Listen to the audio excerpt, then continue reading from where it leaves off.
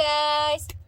Assalamualaikum warahmatallahi wabarakatuh. Perkenalkan kami dari kelompok 14. Jadi di sini kami membuat video guna menyelesaikan tugas mata kuliah IPA terapan dari dosen pembimbing kami yakni Ibu Dina Novera Zulkarnain MPD tentang pembuatan suatu produk bioteknologi. Nah, di sini saya Dea Octavia dan rekan saya Isa Monica. kami akan membuat produk bioteknologi berupa tapai dari ketan hitam. Nah, buat teman-teman yang penasaran cara membuatnya, mari kita lakukan, oke? Nah, bahan pertama yang harus disiapkan adalah ketan hitam sebagai bahan dasar dan bahan utama pembuatan tapai ini. Dan yang kedua adalah ragi. Nah, ragi yang dipakai adalah ragi yang berbentuk bulat-bulat seperti ini ya, bukan ragi kue. Nah, tahap selanjutnya adalah pencucian dari ketan hitam yang sudah disiapkan. Ketan hitam yang digunakan itu harus ketan hitam yang sudah bersih, karena apabila masih ada kotoran yang tertinggal, maka tapai ketan hitam itu akan gagal. Nah, ini dicuci sampai 3 kali pembilasan dan penggantian air, karena menurut kami dalam 3 kali pencucian ini sudah lumayan bersih dan teman-teman bisa lihat itu kotoran-kotorannya masih ada dan itu airnya dibuang. Nah, kotorannya ikut terbuang juga bersama air bilasan yang terakhir. Setelah itu ketan hitamnya kita rendam selama 5 jam.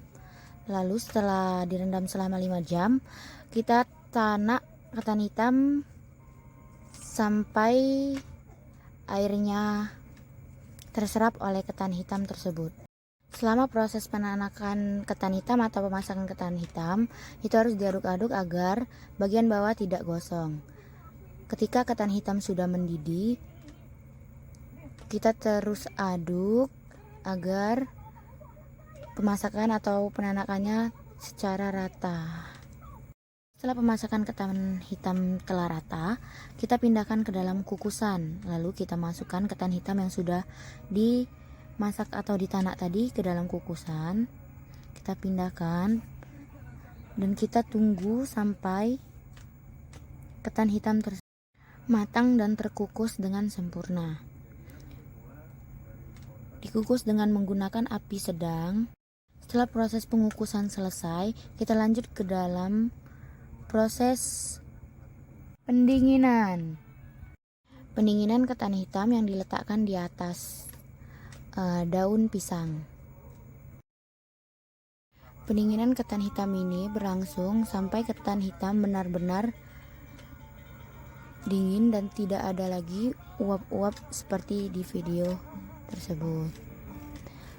Lalu setelah dingin, kita beri ragi sebagai alat fermentasi untuk ketan hitam ini menjadi tapai ketan hitam. Kita beri ragi secukupnya sesuai dengan kebutuhan ketan hitam yang kita perlukan. Oke, setelah itu kita aduk-aduk antara ragi dan juga ketan hitam sampai rata. Kita terus aduk sampai keduanya benar-benar tercampur dengan rata. Setelah itu, masukkan ketan hitam yang sudah dibalut penuh oleh daun pisang ke dalam toples selama 3 atau 4 hari. Dan inilah hasil dari tapai ketan hitam yang sudah kami diamkan selama 2 malam 3 hari.